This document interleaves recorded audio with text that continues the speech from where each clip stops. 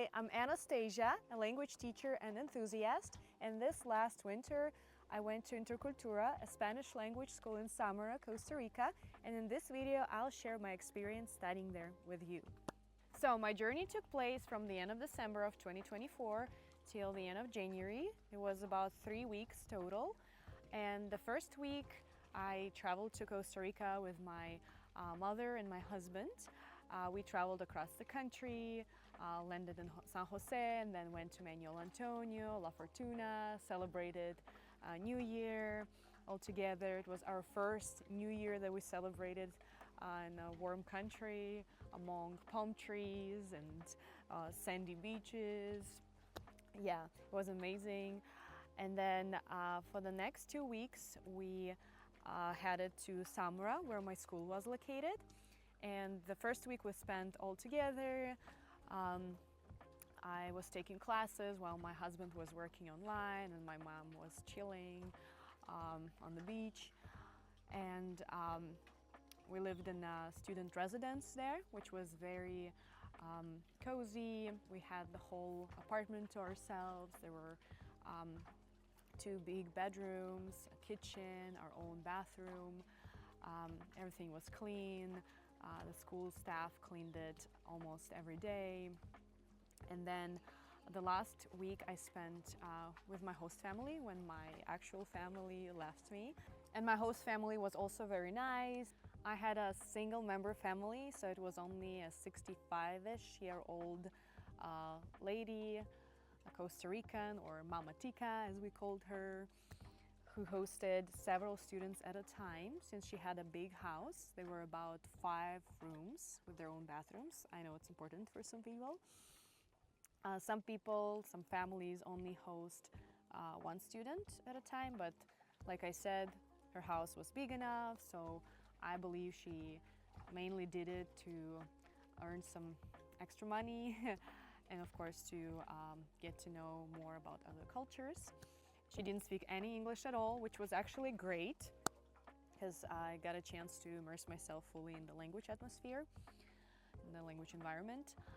And apart from me, there were 3 more students from Switzerland whose level of Spanish was very low. So sometimes we switched to German because I also speak German. Which is actually not very good for my Spanish because I was supposed to practice Spanish there, but when I was with them, I spoke a lot of German. Don't do that. Try to surround yourself with people that are about your level, that you can practice your Spanish with when you're there. I was actually surprised when I learned that there were so many retired, so many senior people there that go there for a few months at a time. There were also a lot of young people that took a gap year or a gap semester in between their high school or their college and their work and just decided to go there and study a language. So yeah, there were people from all walks of life, from different countries. And after classes, we used to hang out together. We would go to bars, to nightclubs. I still remember that one of the most fun nights where we went to a karaoke bar and were singing all together. It was amazing. Do you like what you're seeing so far? Book a free consultation with me by clicking on the link below in the description to learn more about the school, the area, and get a customized experience, or wait till the end of the video to get a promo code to book classes at the school. Also, don't forget to check out my blog, linguenture.com, because I wrote the whole post about this and other language journeys. On our first day of class, the school staff gathered all the students. We did a quick test to identify our level. It was just a short 1 minute or 2 minutes conversation with the teacher. And then they divided us into groups according to our level, and also provided us with some information about the school or classes, extracurricular activities and stuff like that. And then we went straight to our classrooms. In each class there were about 5 students on average, which is I think a great number because we all got enough attention from the teacher. Everyone had a chance to speak up and practice their language. Yeah.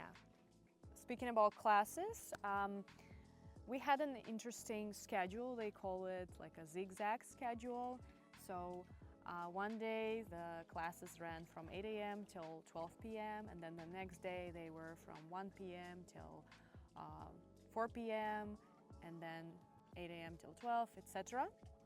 And every student had their own schedule. So some students studied in the morning, whereas other students studied in the evening that day, and then we kind of rotated, which was quite practical, I would say, because sometimes it was nice to spend some time on the beach in the mornings, and sometimes there were some tours in the evenings that we wanted to go to, like in the afternoons. So we could switch. Yeah, and the classes were amazing. We practiced speaking a lot. We did grammar, vocabulary. All the teachers were wonderful. I had Maria and Iris. Ironically, both of them were from Spain. These are the only teachers from Spain in that school, as far as I know. And both teachers were in my class. So the first week we had Maria, and then the next week we had Iris. Teachers change every week, which I consider great because if you only have one teacher, you kind of get used to their way of speaking, and you might find it difficult to understand others. And also, every teacher has their own approach, so it's great to try various instructors. Yeah, and at the end of each week, we had an exam, like a little test to see what we've learned throughout the week. Also, what I liked about the school a lot is that we had plentiful activities after classes. It wasn't just one a day. There were like 3 or 4 activities every day: cooking, yoga, Zumba, Latin dance, volleyball, etc. Sometimes it was even hard to choose which one to go to. So I had to prioritize. But it's wonderful because a lot of Spanish schools only offer one activity a day, and if it's not full, if there are not enough students signed up, then it wouldn't take place. Whereas in Intercultura, sometimes there was only 1 or 2 students that showed up for an activity and they still took place, which was amazing. I remember how I did Latin dance with Carol. It was one of my favorite activities there. I hadn't been a huge Latin dance fan before, but after attending Carol's classes, I truly fell in love with them because, I don't know, it's just her way of teaching. She's so passionate about it. She's such a great instructor, and she taught us like fully in Spanish. And I was still able to understand everything because she was like using a lot of body language. Yeah, so hi Carol, if you're watching this video, you're wonderful. Intercultura also collaborates with some travel agencies, and my husband, my mom and I went on some trips. For example, on a boat to see dolphins and whales. We were lucky enough because apparently January, when we went there, was the high season, was the season of whales when they come to that side, the Pacific Ocean side, and you can observe them from a close distance. It was amazing. We also went on a nature walk and observed some animals in the wild, some beautiful birds. And I forgot to say that that time, January, maybe February, is a perfect time to go to Sámara. So if you have a school break or a vacation at that time, you should totally do that because it's the dry season, as they call it. In the summer, it usually rains a lot. And that time, January, it's a dry season and the weather is just perfect. It's about 25 to to maximum 30 degrees Celsius, which is like 80, 85 degrees Fahrenheit. I live in the US, but I'm still not used to Fahrenheit. At the same time, if you go there from May till November, you'll be able to see little turtles because Sámara is a turtle nesting place, and some people go there to volunteer to bring turtles back in the sea, in the ocean. Apart from activities offered by the school, I also took surfing lessons at CNC Surfing School with Didier. He's an amazing instructor that I highly recommend to everyone. He explained everything very well. He spoke both Spanish and English, so whenever I wasn't able to understand him, I could switch to English. And my husband and I were able to stand up on the surfboard at a first attempt. It was our first time surfing ever. And we were also lucky that we happened to be in Sámara, which is a paradise for all beginners, for everyone who starts their surfing journey, because the waves there are not too big and at the same time are not too small, so it's perfect for those who are just starting. I also wanted to talk a little bit about food options there. So Sámara, I would say, is a little touristy town. It's very small, cozy, but there are a lot of tourists there, and a lot of restaurants, especially on the beach, might seem a little pricey. But if you live with a host family, for example, like I did, you can pay for half board and have breakfasts and dinners with your family.